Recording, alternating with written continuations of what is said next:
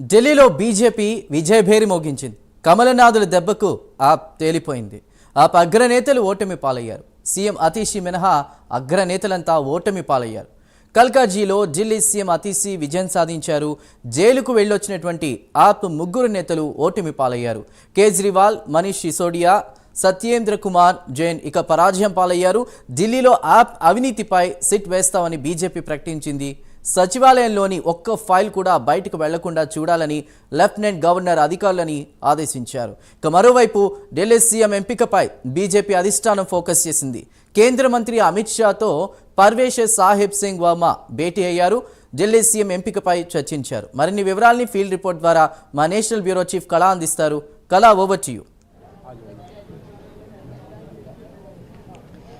చందు, ఈరోజు 27 సంవత్సరాల తర్వాత బీజేపీ ఇక్కడ ప్రభుత్వాన్ని ఏర్పాటు చేసే విధంగా ఎర్రకోటపై జెండా ఎగరవేయబోతుంది. అయితే ముఖ్యంగా ఇప్పుడే కూడా బీజేపీ విజయం అన్నది కూడా అధికారికంగా కూడా ప్రకటించడం జరిగింది. ఇప్పుడు మనము ఇక్కడ స్టేట్ ఆఫీస్లో ఉన్నాము. జీ ఆప్కా ఆజ్ పిఏ విక్టరీ कैसा लग रही सर? टूटकर भर रहा है क्योंकि भ्रष्टाचार से मुक्त जनता, दिल्ली जनता और हमारे देश को जरूरत थी कि राजधानी के अंदर भारतीय जनता पार्टी का कर दिखाया। दिल से अपने मुबारकबादी पेश करता हूं दिल से, और मयूर जिला के जिलाध्यक्ष और जी को हार्दिक बधाई पेश करता हूं जी को बधाई पेश करता हूं। भारत माता की जय। महिला जो भी है वो बहुत इम्पोर्टेंट है, जो भी अभी जो भी इलेक्शन में है, तेलुगु ठीक है। अच्छा, आप तेलुगु बात। मैं महिला मोर्चा उपाध्यक्ष हूँ सरीना छेबर, पश्चिमी दिल्ली से।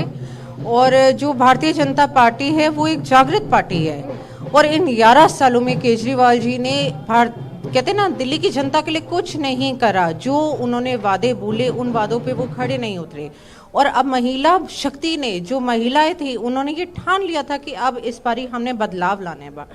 तभी उन्होंने भारतीय जनता पार्टी को वोट दिया, क्योंकि उनको पता कि वो हर माध्यम से एक सक्षम पार्टी है, महिलाओं को आगे मौका दे रही है काम करने का। केजरीवाल जी ने कितने वादे करे जिन पे वो खड़े नहीं उतरे और उनको बार बार मौका दिया दिल्ली की जनता ने आगे आके उभरने का। बट कहते ना उन्होंने बहुमूल्य नहीं करा उस जनता का। जी నేను ఢిల్లీ వాళ్ళకి అందరికీ శుభాకాంక్షలు చెప్తున్నాను. నేను భారతీయ జనతా పార్టీ మహిళా మోర్చా మహామంత్రిగా మాట్లాడుతున్నాను. చాలా సంతోషం ఈసారి మా మోదీ గారికి ఛాన్స్ ఇచ్చారు, మौका ఇచ్చారు. ఢిల్లీలో భాజపా సర్కార్ వచ్చింది. చాలా సంతోషం, నాకు చాలా సంతోషం. ఢిల్లీలో భాజపా సర్కార్ వచ్చింది. ఇంకా మేము 10 సంవత్సరాల నుంచి చాలా బాధలు పడుతున్నాం కేజ్రీవాల్ తోటి. ఇప్పుడు అందరూ మాత్రం విజయం దొరికింది మాకు. ఇంకా మేము విజయం సాధిస్తాం. ఇంకా చేసి ఇది మోదీ గారు మాకు చేస్తారు. ఢిల్లీని బాగా మేము చూసుకుంటాం. ओके, आप कहाँ से आए हो? मैं आई हूँ मायापुरी से। ओके, आपका जो भी है आज का जो विक्ट्री है आज कैसा लग रही है? इतनी ऐतिहासिक जीत हमारी हुई है दिल्ली में मोदी जी की वजह से। आज कमल खिल उठा और हम इतने खुश हैं सब, जितने दिल्ली की जनता उनको हार्दिक बधाई देती है। और ये सिर्फ मोदी जी की वजह से ही हुआ है सब कुछ। हम उनका आभार प्रकट करते हैं। ये जो जीत है ये हमारे लिए एक सर्वश्रेष्ठ जीत है। श्री नरेंद्र मोदी जी जो हमारे प्रधानमंत्री हैं, उनका चेहरा ही केवल पार्टी के लिए काफ़ी था।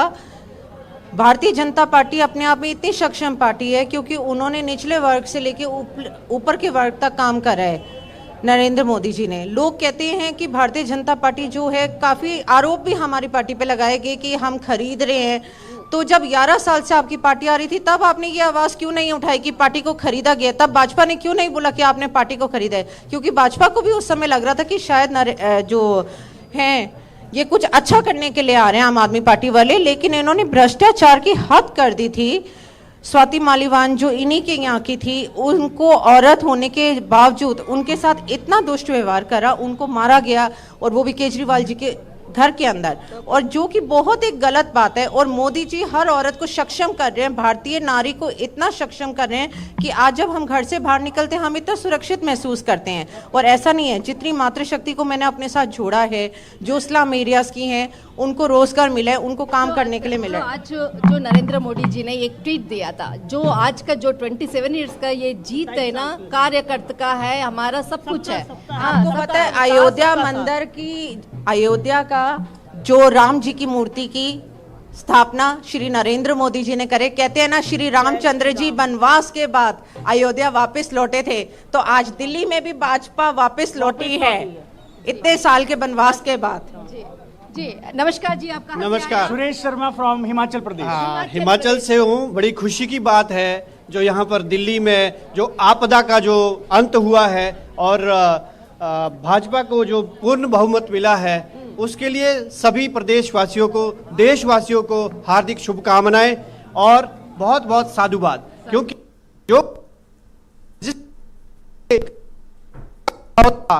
भ्रष्टाचार का माहौल था और अत्याचार का माहौल था, उसकी वजह से जो दिल्ली की जनता त्रस्त थी और जिस प्रकार से वो इस तरह से दुखी थी कि इस आपदा से क्या किया जाए, उसके लिए मोदी जी और अमित शाह जी और पूरे भाजपा, दिल्ली भाजपा ने जो कदम उठाया है, उसके लिए सभी को हार्दिक शुभकामनाएं, साधुवाद। जय श्री राम, वंदे मातरम, जय हिंद। ఈరోజు ఏదైతే ఎలక్షన్ అంటే ఎన్నికల్లో విజయం సాధించిన తర్వాత ముఖ్యంగా మనకు న్యూఢిల్లీ కాన్స్టిట్యున్సీ ఏదైతే ఉందో, న్యూఢిల్లీ కాన్స్టిట్యున్సీ అన్నది చాలా కీలకము. అందులో కేజ్రీవాల్ ఓడిపోవడము, అక్కడ ఏదైతే మనకు పర్వేజ్ వర్మ విజయం సాధిస్తున్నారు. ముఖ్యంగా అంటే విజయం సాధించిన తర్వాత కొద్దిసేపటి క్రితమే కేంద్ర హోంశాఖ మంత్రి అమిత్ షా గారితో కూడా సమావేశమయ్యారు. రానున్నటువంటి ఏదైతే ప్రభుత్వాన్ని ఏర్పాటు చేసే విధంగా కూడా అడుగులు వేయడానికి కావాల్సినటువంటి మొత్తం అంతా కూడా సమాచారాన్ని తీసుకొని ప్రభుత్వాన్ని ఏర్పాటు చేసే విధంగా కూడా ప్రయత్నాలు ప్రారంభమయ్యాయి. కానీ ఒక కీలక ఘట్టం ఈ రోజు 27 సంవత్సరాల తర్వాత ఢిల్లీలో ఉన్నటువంటి ఏదైతే మనకు ఎర్రకోటపై జెండా ఎగరవేసేటువంటి ఏదైతే విజయం ఉందో, ఇదొక సువర్ణ అక్షరాలతో లిఖించబడినటువంటిది అన్నటువంటిది చాలా కీలకమైనది. అయితే ముఖ్యంగా ఇక్కడ ఉన్నటువంటి ఆమ్ ఆద్మీ పార్టీకి సంబంధించినటువంటి నేతలు ఓడిపోవడము, తర్వాత కాంగ్రెస్ జీరో, అంటే ఎక్కడా కూడా విక్టరీ అన్నది కూడా ఎక్కడ ఒక ప్రాంతంలో కూడా విజయం సాధించలేదు. మరొక ప్రాంతంలో ఇక్కడ అంటే దాదాపు 70 కాన్స్టిట్యున్సీలో 70 నియోజకవర్గాల్లో దాదాపు 58 ఒక జనరల్ కేటగిరీ ఉన్నటువంటి నియోజకవర్గాలు, దాదాపు 12 మాత్రము చాలా కీలకమైనటువంటిది. ఇక్కడ ముస్లిం ప్రాంతానికి అంటే ముస్లిం ఓట్స్ మనకు చాలా కీలకమైనటువంటి, బట్ ఆ ఓట్లలో అంటే ఆ ప్రాంతాల్లో కూడా ఈసారి బీజేపీకి పడడం అనేది చాలా కీలకము.